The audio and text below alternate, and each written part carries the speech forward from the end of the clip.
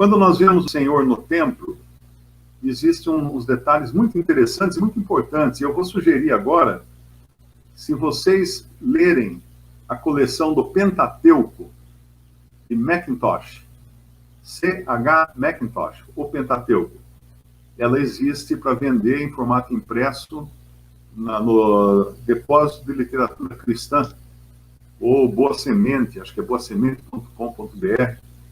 Essa coleção do Mackintosh, ele escreveu no século XIX, os irmãos aqui no Brasil, foi assim, um dos primeiros livros de Irmãos Reunidos no Nome do Senhor que chegaram às nossas mãos aqui no Brasil. Eles eram impressos em Portugal na época e enviados gratuitamente para o mundo inteiro.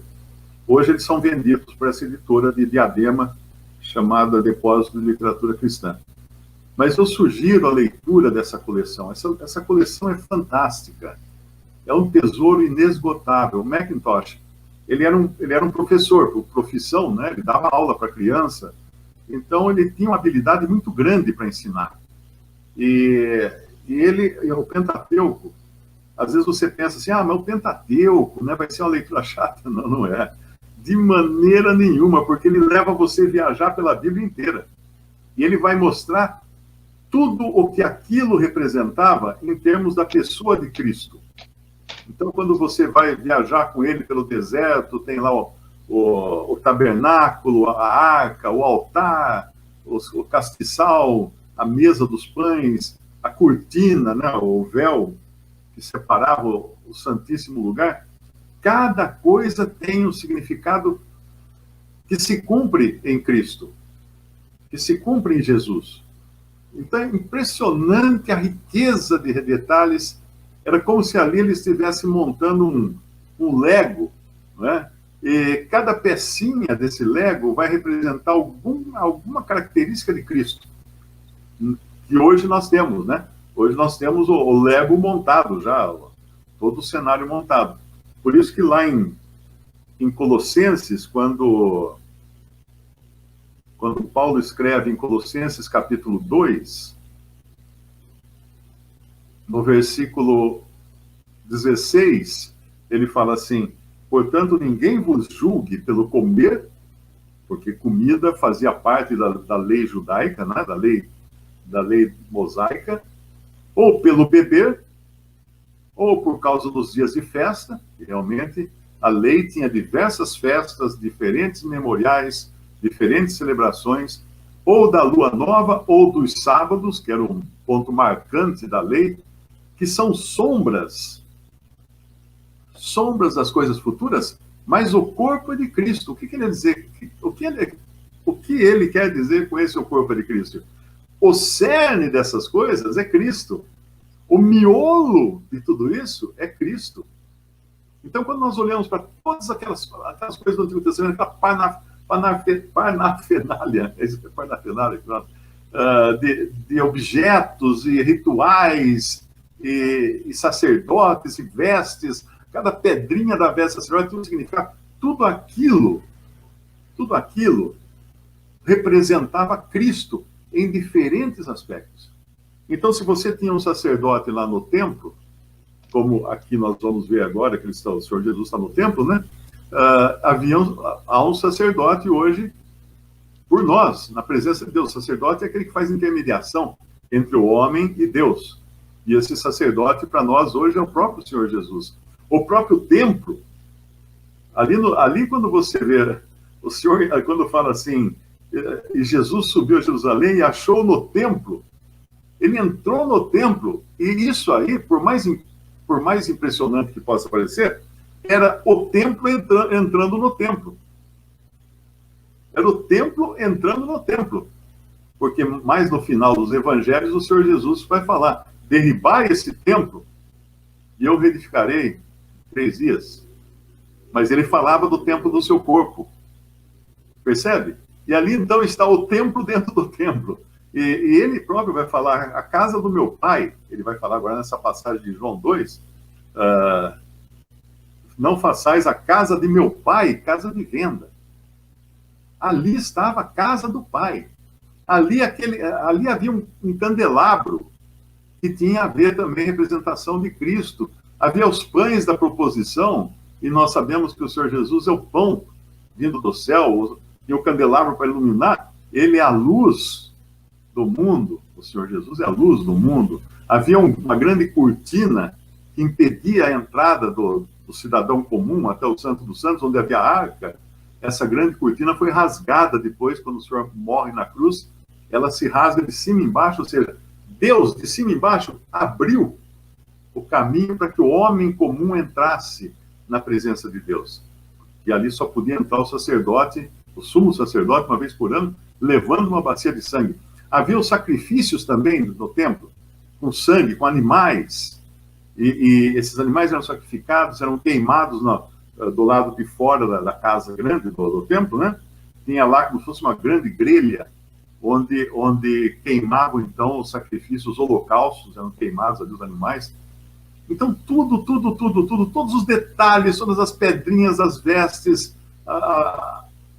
os enfeitinhos da barra da veste do sacerdote, tudo tinha um significado voltado para Cristo.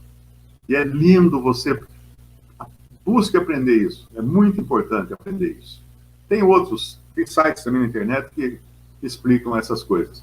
Mas o que a gente vê aqui, então, que é o templo entrando no templo, né? Ele vai começar o seu ministério entrando no templo. Ele entra no templo de Jerusalém. E a primeira coisa que ele vai fazer, ele vai expulsar. A gente sempre pensa que ele vai expulsar aqui os comerciantes do templo, o que ele efetivamente faz, né? No versículo 14, achou no templo os que vendiam bois e ovelhas e pombos, e os cambiadores assentados. E tendo feito um azorrague de cordéis, uma espécie de chicote de barbantes, né, de cordinhas, claro que não era nada para machucar, mas era para criar um momento dramático ali, lançou todos fora do templo, também os bois e ovelhas, e espalhou o dinheiro dos cambiadores e derribou as mesas. Qual o principal significado disso aqui? É claro que a gente sempre se apega na questão assim, tá vendo? Os mercadores do templo, é o pastor na igreja que fica vendendo badulaque lá, tem que expulsar, o dinheiro também não pode ter esse dinheiro dentro da igreja, tá? Mas aí a gente perde a principal mensagem disso aqui. Também os bois e ovelhas. Ele mandava o recado no começo do seu ministério que o verdadeiro cordeiro era ele. O verdadeiro sacrifício não seria mais aqueles bois e ovelhas e carneiros que eram sacrificados no templo. Era ele. Ele veio para ser o Cordeiro de Deus que tira o pecado do mundo. Olha que interessante isso. Pensar que ele já tinha começado a limpar Israel da velha ordem de coisas, né? E, claro, ele espalha o dinheiro dos cambiadores. Por que tinha esses cambiadores no templo? Por que tinha animais no templo? Porque as pessoas só podiam adorar num lugar. Entenda isso. O judeu, ele não podia adorar onde ele quisesse. Se ele morasse em outra cidade, ele tinha que viajar a Jerusalém para sacrificar em Jerusalém e adorar a Deus em Jerusalém. Ali era o lugar de adoração, o templo de Jerusalém. Não era em qualquer lugar. Não podia construir um outro templo. Quando fala assim, a nossa igreja vai construir um templo novo, né? Isso é balela, porque nenhuma igreja constrói templo. Hoje não existe mais templos de pedras, e tijolos e concreto para adoração cristã. O único templo que existia era aquele em Jerusalém. Você não podia... Se você adorasse outro lugar, você podia ser morto. Segundo a lei, você estava fazendo uma adoração errada. Na própria conversa que o senhor vai ter no capítulo 4 aqui com a mulher samaritana, ele fala, né? Nós adoramos quem conhecemos, não? Porque Deus procura virar a hora. Vamos lá abrir, vamos abrir. No capítulo 4 de João, ele fala assim, no versículo 19, disse-lhe a mulher, Senhor, vejo que és profeta. Nossos pais adoraram neste monte. A mulher samaritana era de um povo um povo gentil, um povo pagão, e quando os judeus foram levados para o cativeiro, para a terra não ficar vazia, entregue aos animais selvagens, os invasores trouxeram um povo de outro lugar e colocaram lá. E para a terra não perder a cultura, o que eles fizeram? Pegaram levitas e mandaram eles ensinar judaísmo para essas pessoas que foram morar na terra. Então, é como se eles fossem agora os caseiros morando no sítio que os donos foram levados embora. Mas para manter as tradições, os costumes, eles tiveram que aprender judaísmo. Mas eles aprenderam o judaísmo sem se converterem realmente ao Deus dos judeus, né, ao judaísmo verdadeiro. Eles aprenderam os rituais, sacrifícios, tanto é que se você for no Oriente Médio hoje, existem samaritanos. E eles têm lá um monte onde eles fazem as suas orações, as suas oferendas, eles sacrificam animais, eles fazem tudo é uma adoração fake. É uma adoração fake.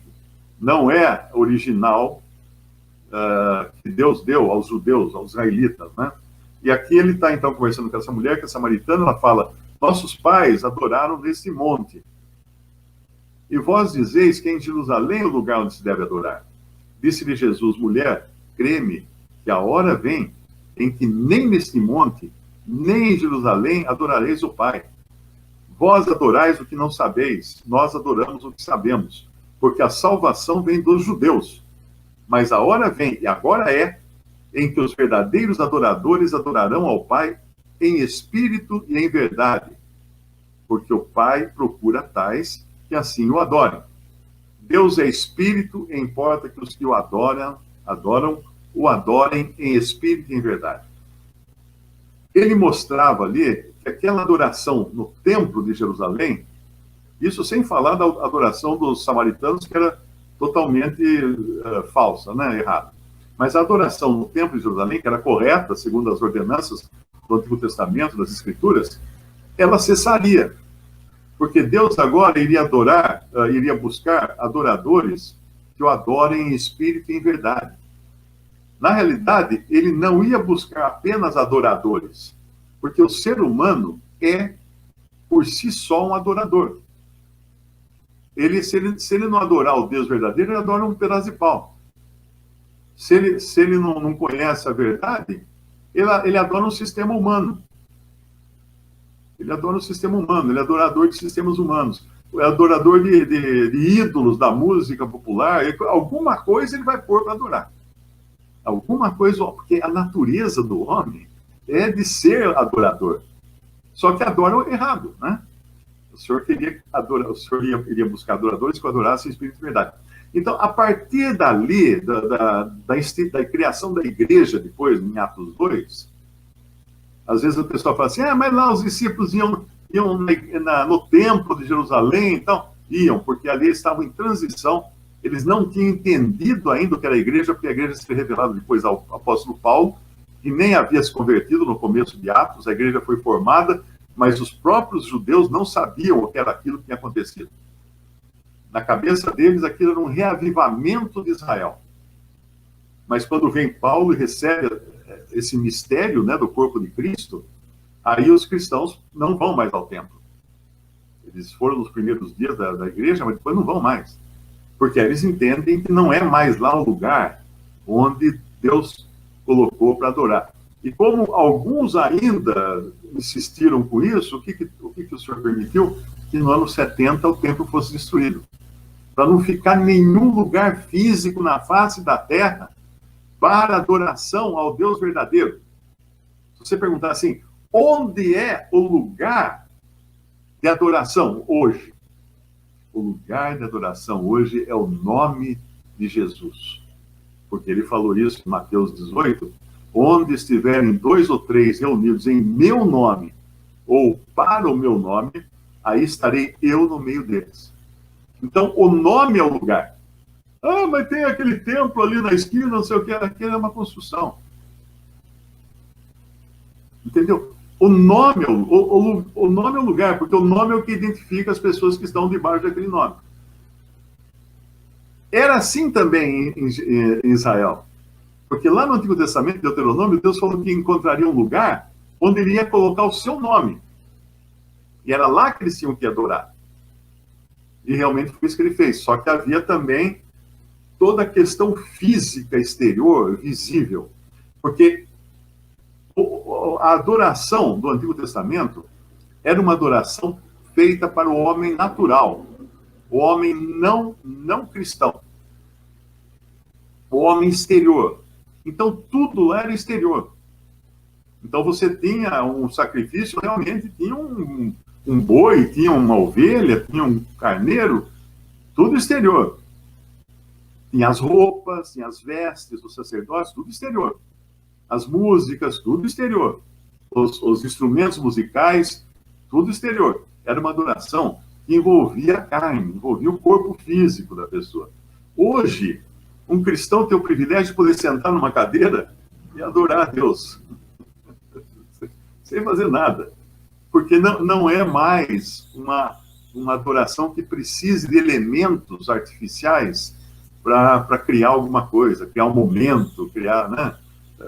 É claro que a maioria da cristandade não entende isso. Então você vê lá os padres com aquelas roupas todas bordadas, cheias de coisa, imitando os sacerdotes do Antigo Testamento, ou você vê pastores com colarinho diferente, só para dizer que ele é de uma classe sacerdotal ou eclesiástica diferente. É isso, a pessoa vai buscar lá, a pessoa não entendeu que ela foi promovida a um patamar muito mais elevado de adoração, que não precisa mais daquelas coisas, daquelas artificialidades que havia no Antigo Testamento. Hoje ela está num lugar muito mais elevado. Então aqui o Senhor dá uma introdução, por assim dizer, né? No nosso capítulo 2 de João, quando ele vai ao templo e expulsa os animais do templo, porque é isso que eu ia explicar. Precisava ter, mas não dentro do templo, precisava ter na cidade pessoas que vendessem animais, pombas e os que eram usados nos sacrifícios. Por quê? Porque a pessoa vinha de longe, ele era de uma cidade muito distante, ele vinha para Jerusalém para adorar e não podia trazer um caminhão de bicho para poder chegar lá e oferecer no sacrifício. Então ele trazia dinheiro, que era mais fácil, né? Não tinha cartão de crédito na época, então era dinheiro, era moeda. Então ele pegava e comprava os animais no lugar. Mas o negócio estava tão desordenado que os que vendiam animais levaram os animais para dentro do templo. Levaram para dentro do templo. E o animal, na realidade, no sacrifício judaico, era queimado fora. Né? E por isso que havia esses animais. Mas ali já dá um indício de que não vai mais haver animal ali para sacrifício, porque ele ia ser sacrificado. Ele. E aí, quando ele vai falar em seguida, no versículo 17, e os seus discípulos lembraram-se do que está escrito: o zelo da tua casa me devorará. Responderam, pois, os judeus e disseram: que sinal nos mostras para fazeres isso? Jesus respondeu e disse-lhes: derribai este templo. Eu acho que eles não viram o dedo indicador do Senhor apontando para si mesmo. Eu não sei se ele apontou para si mesmo, mas ele estava falando do seu corpo. Derribai este templo e em 3 dias o levantarei. Disseram, pois, os judeus: em 46 anos foi edificado este templo, e tu o levantarás em 3 dias. Esse templo, na realidade, não era o templo original lá de Salomão, ok? Aquele foi destruído. Esse era uma reforma, uma reedificação, depois de não sei quantas reedificações que foram feitas, feita por Herodes. O Herodes reedificou o templo. Herodes não era um judeu, não era um judeu da nata, né? Herodes era idumeu, era de outro povo. Mas como ele foi colocado lá como fantoche pelos romanos, ele era um rei. Ele era um rei. E para agradar, então, os judeus, ele construiu um templo, não tão luxuoso quanto era o templo de Salomão. E ele construiu outras coisas também. Ele construiu, por exemplo, uma cidade onde o Senhor Jesus morava, era não sei o que de Cesareia de Filipe. Cesareia de Filipe. Ele construiu algumas cidades também para agradar os romanos. E era esse templo, então, ao qual ele está se referindo. derribar esse templo e em 3 dias o levantarei. Disseram, pois, os judeus, em 46 anos foi edificado esse templo, e tu o levantarás em 3 dias? Mas ele falava do templo do seu corpo. Quando, pois, ressuscitou dentre os mortos, os seus discípulos lembraram-se de que lhes dissera isso, e creram na Escritura e na palavra que Jesus tinha dito. Até.